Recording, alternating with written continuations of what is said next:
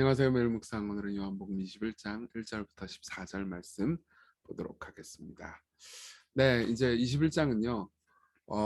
요한복음 전체의 에필로그라고 불리는 부분이에요. 에필로그는 뭐냐면은 이제 약간 전체 이야기에서 예수께서 이제 부활하셨다라는 것까지는 이야기를 다 했어요. 그리고 그분의 부활을 우리가 이제 주일의 공동 모임을 통해서 예배를 통해서 계속해서 확인하고 알아갈 수 있다는 이야기까지는 했거든요. 근데 이제 그 다음에 현실이 다가옵니다. 그렇죠?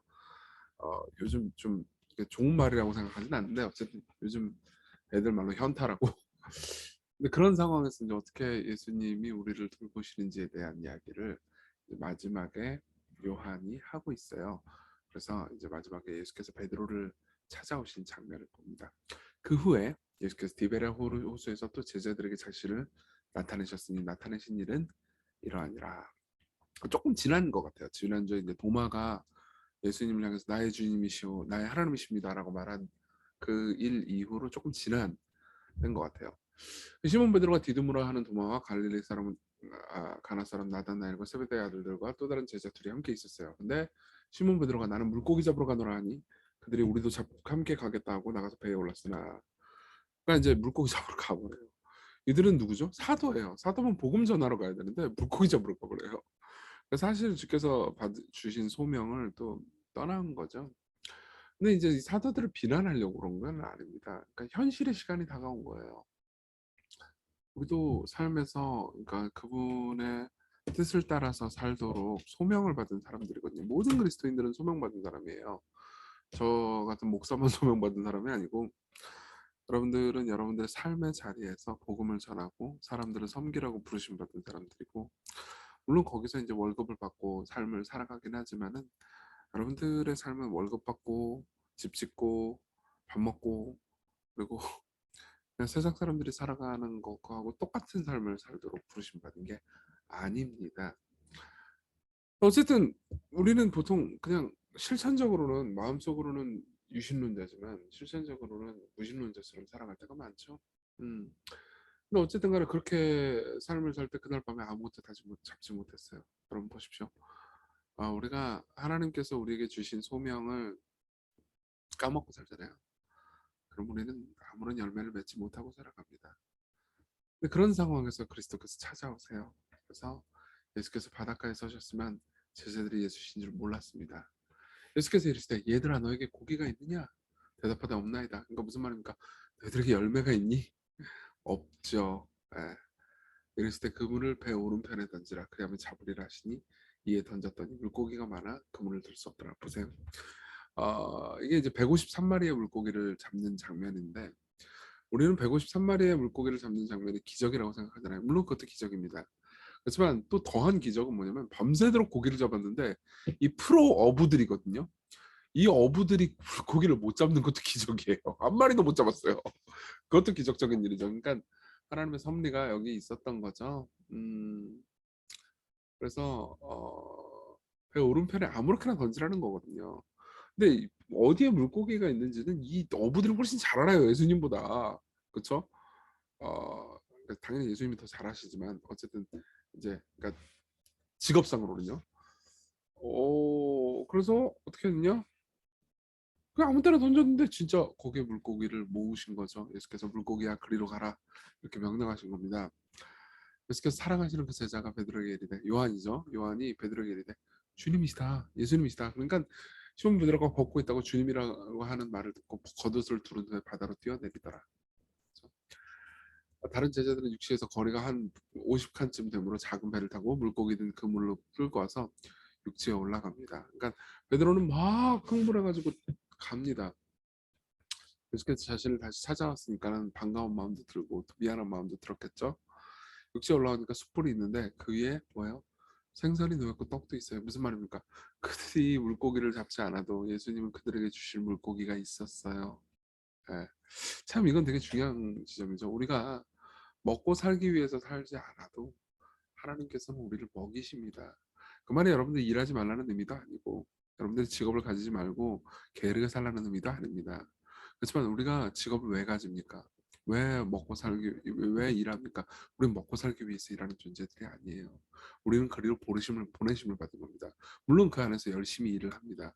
그렇지만 우리의 궁극적인 소망은 여기서 일을 하면서 일을 잘 함으로써 이 세상을 풍요롭게 하고 하나님 나라를 영화롭게 하고 또 우리에게 맡겨진 주변의 이웃들을 사랑하고 섬기고 그리고 그들에게 복음을 전하도록 하기 위해서거든요. 그래서 어떻게 하냐 예수께서 이르시되 지금 잡은 생선을 좀 가져가라. 그러니까 시몬 베드로가 올라가서 그물을 그들에게 육지에 끌어올리니 가득히 찬 큰 물고기가 153마리라 이같이 많으나 그물이 찢어지지 아니하였더라. 이렇게 얘기합니다. 어 그리고 나서 예수께서 와서 조반을 먹으라. 아침 미리 만드셨죠? 제자들이 주님이신 줄 아는 거로 당신이 누구냐 감히 묻는 자가 없더라. 그러니까 물어보고 싶어요. 당신이 누구십니까? 왜냐하면 예수님이 부활하신 이후에 모습이 바뀌었거든요. 그렇지만 모두가 또 알고 있어요. 아, 주님이시구나. 예수께서 가져다가 떡을 가져다가 그들에게 주시고 생선도 주십니다. 무슨 말입니까? 진짜로 우리를 먹이시는 분은 예수님이라는 거예요. 예, 회사가 아니고요. 예수님이요. 그리고 이것은 예수께서 죽은 자 가운데서 살아나신 이후에 세 번째로 제자들에게 나타나신 거죠. 자, 이 내용을 우리 마음속으로 적용해 볼까요? 첫 번째로는 우리를 먹이시는 예수님을 믿는다면 우리는 먹을 것을 염려하면서 살아갈 이유가 없게 됩니다. 일을 하지 말라는 의미는 아닙니다. 근데 염려하지 말라는 의미이긴 합니다.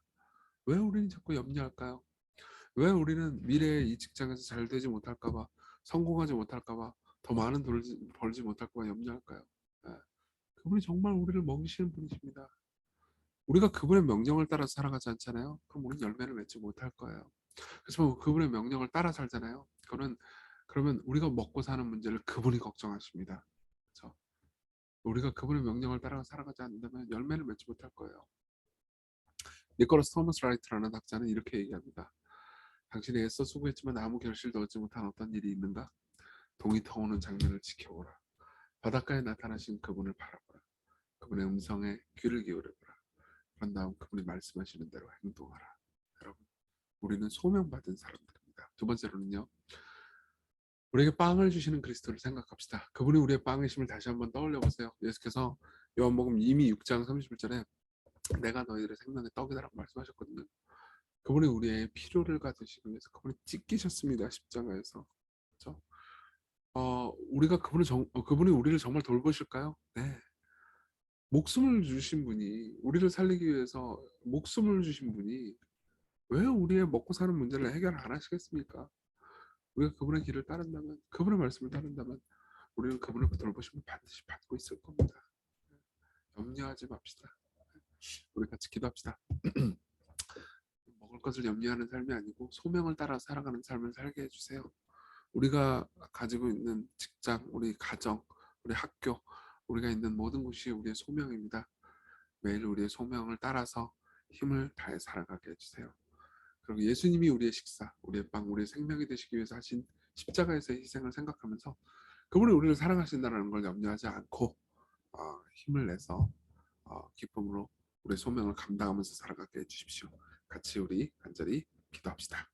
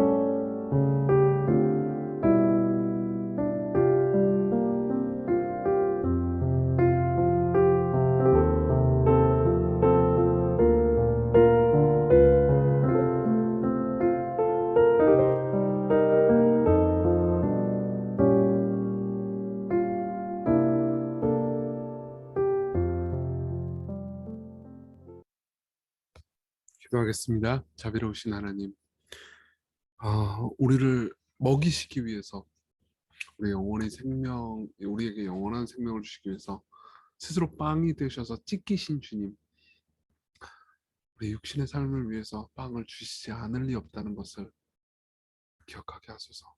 당신을 신뢰하게 하소서. 예수님 이름으로 기도했습니다. 아멘.